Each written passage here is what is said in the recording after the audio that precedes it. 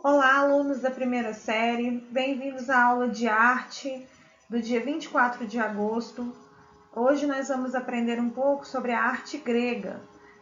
Nós aprendemos aí um pouquinho sobre a arte africana, a arte indígena e um pouco também a respeito da arte grega no que dizia respeito ao teatro, né? A criação artística dos gregos, que é a mitologia, que nós aprendemos um pouquinho no começo do ano, e o teatro. Hoje nós vamos dar continuidade aos outros tipos de arte dentro da Grécia, como arquitetura, escultura, a pintura também, tá? Para conhecermos um pouquinho aí do que foi a arte grega, no sentido de que ela é uma das principais formas de arte que deu continuidade às outras manifestações artísticas que vieram pós, né? Ela. Então, uma das principais formas de arte é a arte grega, que influenciou todos os outros tipos de arte que nós conhecemos hoje. Então, é importante que vocês façam anotações a respeito desse conteúdo que vocês irão ler e assistir aqui nessa videoaula. O conteúdo foi disponibilizado para vocês, né, em PDF no Classroom e também nos grupos de WhatsApp. E logo em seguida tem as atividades para serem feitas, ok? De acordo com o que vocês irão assistir aqui. Então não deixem de pesquisar sobre o tema, é um material riquíssimo, né, a arte grega, e tem muito material disponível para vocês também em vídeos do YouTube. Vamos lá? A arte grega, ela é voltada mais para o lado da inteligência, né? É uma forma de arte extremamente inteligente e bem bolada. Era uma forma de arte que era muito perfeita, digamos assim, né? Ela era voltada à inteligência, por quê? Porque os seus reis não eram deuses, mas eram homens inteligentes, né, dotados de sabedoria, e eles é que criavam esses tipos de arte, como as colunas gregas, né, os templos, as igrejas, os palácios, né, os grandes palácios. E esses reis, eles se preocupavam muito com o povo. Então, por isso que a arte grega é conhecida como a arte da inteligência. Então, aqui tem um pouquinho a respeito das esculturas, né? Do que primeiro, né, a escultura e a arquitetura, ela queria trazer para aquelas pessoas que viam essas formas de arte, né? Como eles buscavam constante perfeição em suas obras, nos seus templos, eles prezavam muito pelo intelectual, né? Então eram esculturas, pinturas, arquiteturas muito equilibradas e em perfeita harmonia sempre, tá? Eram coisas clássicas que a gente conhece hoje como arte grega sendo clássica. Por quê? Porque era limpo, era visível, o que eles queriam demonstrar era visível, né? Então, quais eram as características aí da arte grega a princípio? O racionalismo, o amor pela beleza, o interesse pelo homem, porque eles gostavam muito do corpo humano, o corpo nu também, né? E esse equilíbrio em todas as coisas, a medida de todas as coisas, a perfeição que existia na medida e forma do corpo humano e algumas coisas da natureza, como animais também. Então eram as principais características. Essa preservar o belo e o perfeito, o harmônico e equilibrado. Aqui vai se falar um pouquinho sobre aquelas colunas, né, gregas que construíam os grandes palácios na época da Grécia Antiga. Então, essas edificações eram presentes em todos os templos da época, né? E o que era bem presente? A simetria, a perfeição entre toda a construção do templo, digamos assim, né? Então, era sempre feita da mesma forma. Todos os templos tinham um mesmo padrão de construção, né? Essas colunas que estão aqui nessas imagens para vocês, elas têm um nome, né, de dórico, que tem esse formato aí arredondado, o jônico e o coríntio, que era muito cheio de detalhes, de desenhos, né? Então aqui ele vai mostrar nesse textinho aqui como era a construção desses palácios de acordo com essas colunas, né? Cada coisa tinha o seu nome. Então o degrau mais elevado se chamava estilóbata, as colunas que sustentavam o entablamento horizontal era formado pela arquitrave, o friso e a cornija, né? E a ordem que era construído, esses templos, seguiam um padrão, um modelo, que era a ordem dórica, a jônica e a coríntia, que eram esses formatos dessas colunas aí, que, como eu disse para vocês, sempre prezava pela simetria, equilíbrio e perfeição. Então, a distância entre elas, e, por exemplo, se eu tinha duas colunas na frente, eu tinha que ter duas atrás também. Então, era tudo sempre muito simétrico entre elas. Os principais monumentos da arquitetura grega, que são os mais conhecidos, eram os templos, os teatros, os ginásios e a praça, sendo que o templo, o mais importante era o Partenon, os teatros eram construídos em lugares abertos, os ginásios eram edifícios destinados à cultura física e a praça é onde eles se reuniam para discutir sobre filosofia, enfim, sobre as coisas que aconteciam na época. Nós já vimos um pouquinho disso na sala de aula, mas vamos relembrar, né? Essa imagem aqui é do Partenon de Atenas, onde se dava, né? Onde foi criado aquelas grandes obras teatrais que nós conhecemos aí, falamos um pouquinho. Aqui falando um pouco sobre a pintura grega, né? A principal obra de arte da grega, né? Que tinha mais valor dentro da pintura, eram as cerâmicas, né? Os vasos gregos, eles eram conhecidos também, assim como a arquitetura e a escultura, pela harmonia, né, entre os desenhos, as cores que eram utilizadas, os espaços que eram utilizados para ornamentar esses vasos de cerâmica, ou seja, como era a pintura deles, né? E esses vasos eles serviam para rituais religiosos, para armazenagem de alimentos e também de bebidas dentro das casas, né, das pessoas, dos reis e também da própria população.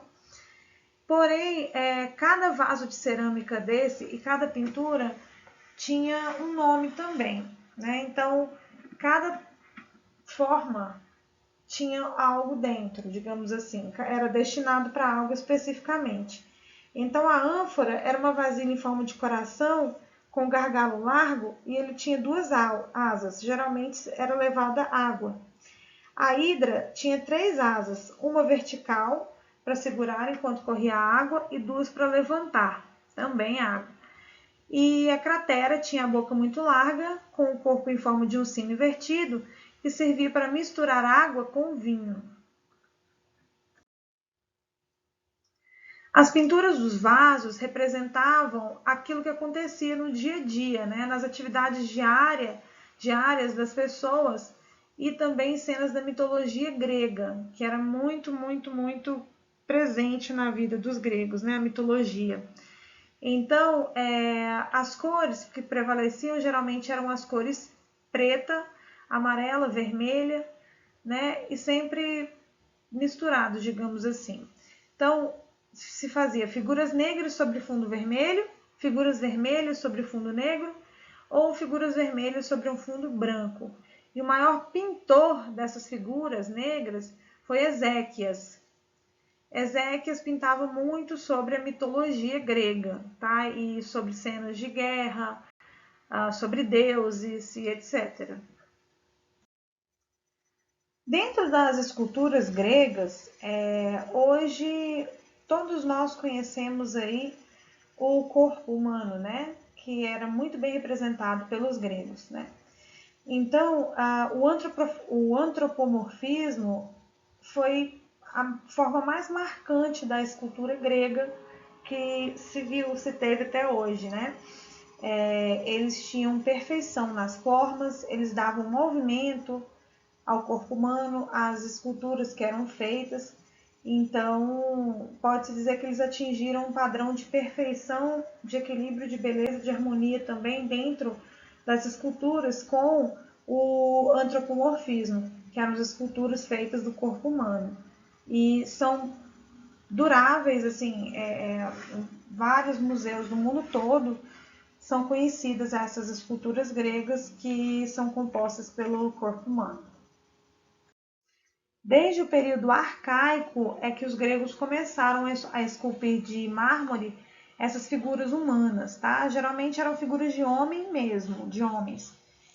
Primeiro aparecem as esculturas simétricas em posição frontal, e essa escultura que tinha o peso do corpo sobre duas pernas é chamada de couros, homem jovem. Eles representavam literalmente o corpo nu do homem, posicionado de frente em linha reta, chamado de couros. Depois passou-se a querer se dar movimento para essas estátuas, para essas esculturas. Então, além do mármore, passou-se a se usar também o bronze e as pedras também. E a partir daí é que começou a surgir no feminino, não só o masculino. As mulheres eram sempre esculpidas vestidas, né, as deusas geralmente, e nessa época aí, no período clássico, que começou a surgir o corpo nu da mulher. No período arcaico era o homem nu, no período clássico era a mulher nua e já agora com o movimento. Então, no período helenístico, porque a arte grega é separada em período arcaico, clássico e helenístico, aí sim começou a crescer mais o naturalismo, né? Os homens eram representados tanto nus quanto vestidos, e agora eles não eram mais representados apenas em movimento ou a forma humana em si sozinha. Aí já se passou a representar também estado de espírito desse homem, cenas, né, do dia a dia desse homem, desafios que eles enfrentavam, também conquistas dos reis, né, eram esculpidos pelos grandes escultores. Então, no período helenístico, além das figuras paradas, começou a se dar mobilidade também ao corpo humano. Passou-se a representar o corpo humano de diversos ângulos e também passou a se contar histórias, digamos assim, com essas esculturas. Não era mais só o corpo parado, tá? Então, também era importante que se colocasse emoção nessas formas, nessas esculturas. Aqui nós temos alguns exemplos de escultores, né, da Grécia Antiga, clássica, que eram Praxíteles, que ele foi o primeiro homem que esculpiu no feminino, e aqui tem dois exemplos de obras de arte dele, né, que foram esculpidas. Ele tinha o costume de fazer a pose em S. Outro escultor foi Policleto. Ele é autor de Doríforo, condutor da lança. Ele criou padrões de beleza e equilíbrio por meio do tamanho das estátuas, que deveriam ter 7,5 vezes o tamanho da cabeça. Então, esse padrão de perfeição do corpo humano foi criado por ele, que ele diz que um corpo perfeito, de um homem perfeito, o corpo dele tem que ter 7,5 vezes o tamanho da cabeça dele para ser perfeito. E era assim que ele esculpia todas as suas obras de arte, digamos assim, né? Então, ele foi criador de Doríforo.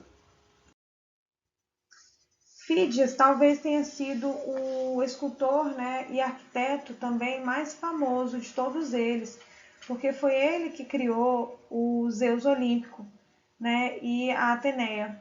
Ele fez também a decoração do Parthenon, né, e também essas colunas aí, que eram os frontões, métopas e os frisos, né, que eram essas colunas aí que nós vimos aí no começo dessa videoaula. Então, Fídias foi um dos artistas gregos mais famosos, mais reconhecidos mundialmente. Finalizando então aqui os artistas principais da arte grega que eu mostrei aqui para vocês, e mostrei um pouquinho também das obras de arte mais conhecidas e famosas aí no mundo artístico grego, né? Temos aí Miron, que ele é o autor de Discóbulo, que é esse homem arremessando o disco, que ele é bem famoso nas Olimpíadas, né? Ele ficou conhecido como símbolo das Olimpíadas. Então, como vocês podem ter reparado aí em todas essas imagens que eu mostrei para vocês, a arte grega, ela é uma arte que ela perdurou, né, por todos os anos, por conta justamente dessa perfeição e dessa simetria que existia e esse equilíbrio que existia dos artistas gregos, né? Então, todo mundo já viu, já conheceu algum tipo de arte grega. Então, é importante que vocês busquem conhecer, né, outras obras, outros artistas, pois é um tipo de arte que é bem marcante. Obrigada, então, alunos da primeira série que assistiram essa aula a respeito de arte grega e fizeram as anotações aí no caderno. Agora eu quero que vocês façam as atividades que estão na lista de atividades, tá? Disponibilizada para vocês, tanto nos grupos quanto no Classroom em PDF, né? Então, qualquer dúvida vocês podem chamar nos grupos de WhatsApp. E também há muito conteúdo e material disponível no YouTube a respeito da arte grega. Tá? Então, para quem ainda tem vontade de conhecer mais a respeito desse tipo de arte, de todos os aspectos, né, artísticos da Grécia, há bastante material fácil sobre isso, né, e vocês podem me chamar também para tirar qualquer dúvida, ok? Muito obrigada e até a próxima aula.